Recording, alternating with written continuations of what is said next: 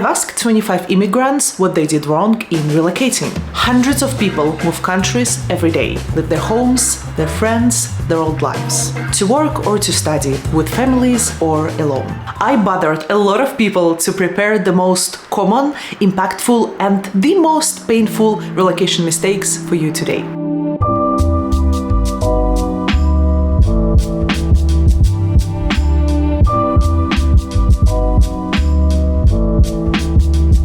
I just finished consolidating the answers, and I kid you not, I did not expect so many people to respond. My friends, friends of their friends, classmates from MBA, people they know. It's wild. I went through every mistake and experience all of them shared with me, looked for common threads and patterns. And to be honest, it was a little bit emotionally hard to read some of them, because some of these mistakes led to wasted money or wasted time, but some of them were much deeper than I expected. I am a work-related channel, not a travel one, but it's actually work that often forces us to move countries and become expats. Anyway, enjoy the video and let's go. I found out that there are actually two big types of relocation mistakes. Practical ones, like financials or how you plan your move, and rather mindset-related, like what you choose to focus on or how do you adapt to a new environment. Practicalities first. They are in a random order, but I will save top 3 for the last. And the first mistake is not starting your planning in advance, especially if you move with family and or pets. Looking for a new school for your kids takes time. Taking care of the vaccines for your pets takes time. A lot of people actually recommended to start planning your move 6 months in advance. Although, of course, it depends on the country you're moving from and to,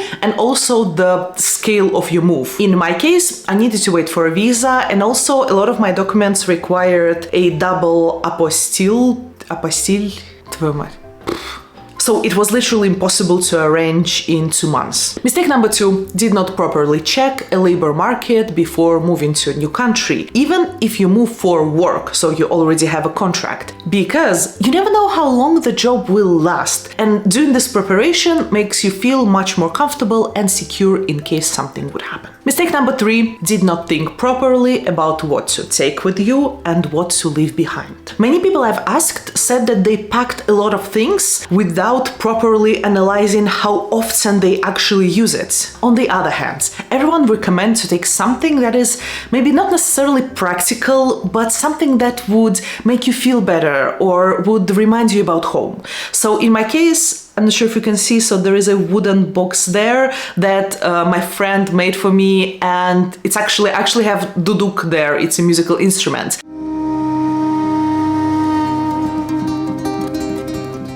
I rarely play, but just having this thing with me was so reminiscent and I don't know, just comforting. Oh, and estimate weather realistically. Trust the experience of people who already moved there. If they tell you to take a warm coat, take the warm coat. Mistake number 4, did not take care of my old stuff early enough. Many people mentioned that they had to sell a lot of their things right before they moved. So for the sake of the speed, they have to sell it for a fraction of a price. Or maybe they would arrange someone to store it, but they just didn't have time for that. Mistake number 5, not buying an actually durable suitcase.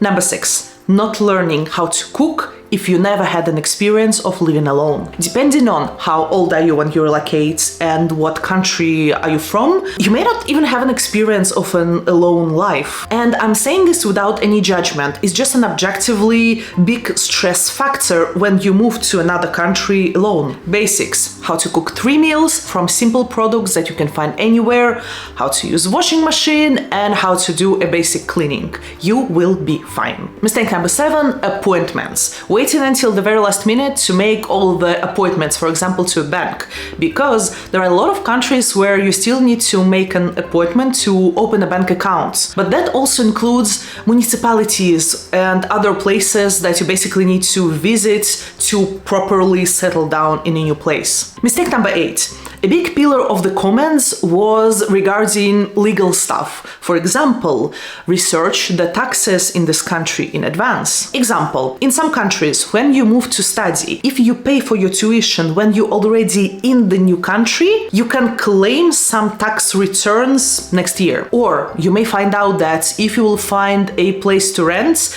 according to certain criteria, you will be eligible for a housing allowance. Or maybe if you move with kids, it makes sense for you to get a liability insurance. Not understanding local taxes can be frustrating, and in some countries, this amount is actually significant.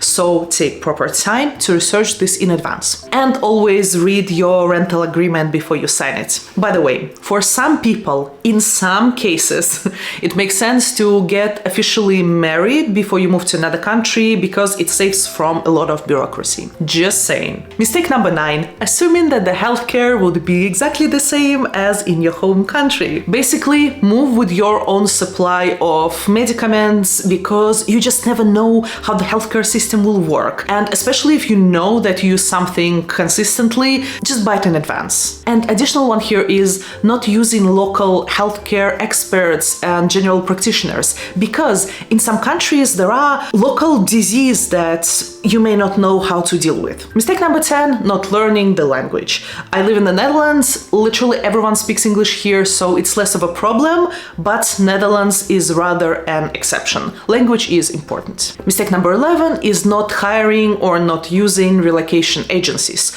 Although it's a little bit controversial one because the majority of the people I spoke to actually moved without relocation agencies and it turned out fine, myself included actually. But if you have money or if your company provides a relocation agency and you want some of the headache to be delegated to someone else, and if you have this opportunity, of course, maybe it makes sense to use it. And if you have a chance to pay a little bit more but buy tickets for more convenient time to make your actual move, your actual flights more comfortable, do it. It is worth it. Number 12, not allocating enough time for the actual move. Many mentioned that they were moving with the thoughts that 1 or 2 days would be enough to organize and arrange the basics after the move, and many of them regretted it. Mistake 13 is not establishing a proper routine after moving. It is very important for your mental health to have some elements of stability in this period of turbulence, and the routine is what provides that. It makes you grounded. Adaptation takes time, and if you won't allocate this time, no one else will. If you are moving with a full-time job, ask for a few additional days off. Okay, now top 3 mistakes. And on third place is not preparing all the documents in advance. Depending on your country, you may have so many things to do. Visa, your passport, always check the expiration date in your passport.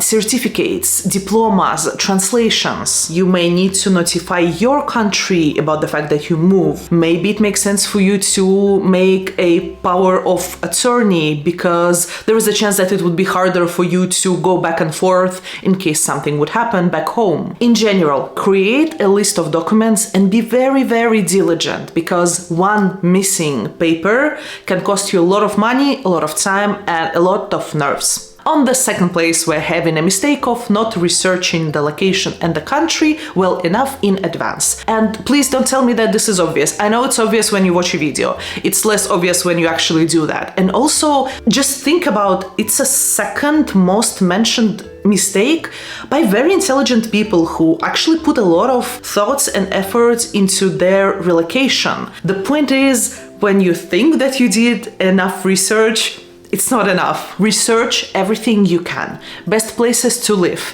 best restaurants to go, best insurance to take, best things to do. Look for areas to live that locals recommend. If that matters to you, look if your office or school for your kids is close enough. Learn how the public transportation works in advance, and once you arrive, explore the area. Read channels of people who also relocated, maybe from your country, and listen to their advice. Doing this will help you to quickly switch from surviving to living. Finally, number 1 mentioned practical relocation mistake is finances. hands down, the most popular one, and especially emergency fund. Moving without sufficient funding and hoping that you will figure it out is not completely impossible, but is certainly so much more stressful. A few people mentioned calculate what you would need and multiply by 2. Think about other financial aspects. For example, how much cash do you need to take, if you need any at all? How would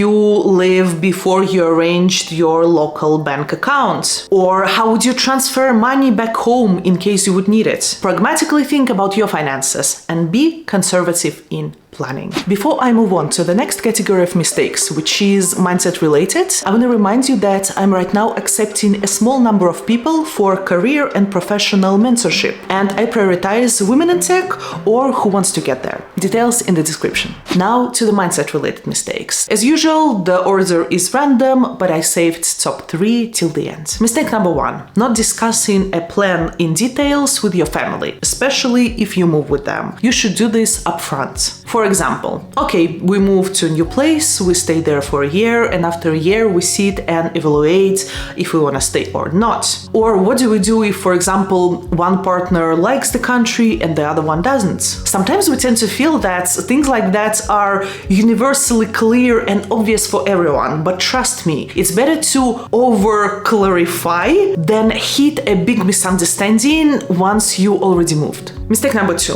forgetting why are you doing this in the first place. Nothing supports as much as having a goal in mind. Many people mentioned that they were recalling why did they decide to move in the first place in the darkest moments of this whole journey. Also, it looks like it makes sense to focus more on where you want to go or where are you going instead of what are you running from, if that makes sense. Basically, focusing more on good things that are waiting for you after the move instead of bad things that are maybe around you now. Oh, and don't move to a country just because you liked to have a vacation there. Mistake number 3, not being respectful to the country that you moved in. Learn how to say hello and thank you in a local language, even if it will be just the only thing that you know. I mean it. Do not cross the border before you learn how to say hello and thank you. It is both respectful and practically helpful. And maybe this one is not universally relevant, but a few people mentioned that don't forget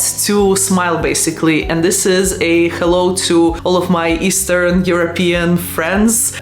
Just be polite and don't forget to smile. Mistake number 4. A lot of people were hoping that it in general will be easy and they will figure it out along the way. And of course, it's not helping if you're getting overly dramatic about every single detail. But having a certain level of pragmatism and actually, honestly plan and prepare will save you a lot of nerves. Now, we've reached the top 3. Actually, the list of mindset mistakes is much smaller than practical ones, but it doesn't mean that they're less important. So, on the 3rd place is not being patient and not being kind. Many people mentioned that it was incredibly hard and incredibly important to be kind to yourself and be kind to your family. Be patient with them.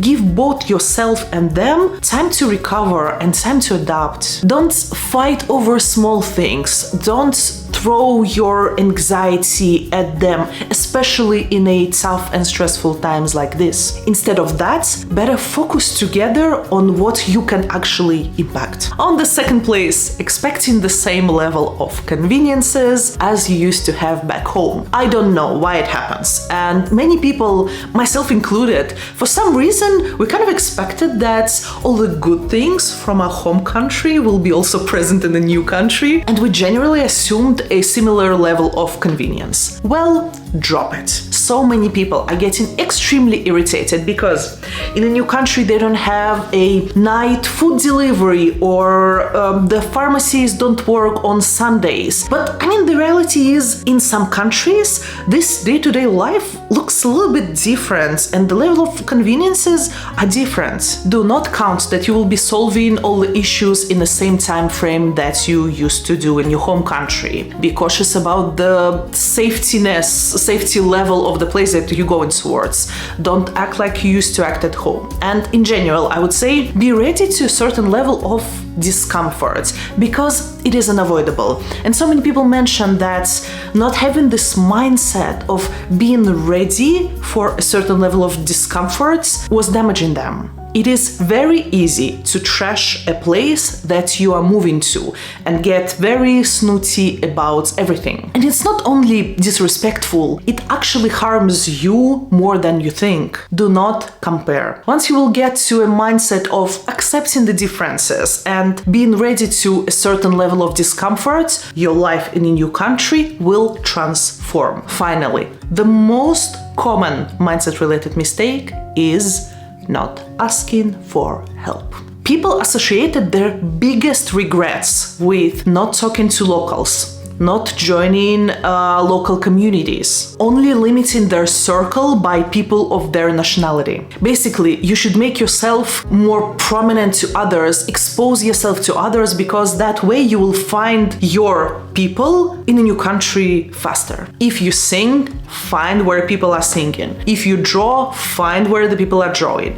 If you do photography, go outside, take pictures, start talking to people. The painful realization is it doesn't matter how much you love your work or how warm and welcoming your family home bubble is. None of this will make you feel in another country like home. Only social network is capable of doing that. Join communities, chats, and groups. If it's hard for you to connect with locals, try to connect with other expats. If it's hard for you to do that, at least try to connect to other people of your nationality who also moved to this country. Through all that, you will not only create your connection network, but you will maybe find local mentors that would simply ease your adaptation. Yes, I know, it is very bothersome to ask others for help, but a lot of people care about others and they're ready to help you much more than you maybe think. Now, listen to me. I spoke to a lot of immigrants, and although they've shared dozens and dozens of mistakes, in the end, all of them successfully made it. Yes, lighter way or harder way, but in the end, it was not impossible, and all of them found a great new place to live in. I myself consider a decision to move to the Netherlands as one of the most fundamentally right decisions I made in my whole life. And I hope that we all helped you a little bit with your journey as well today. Thank you for watching.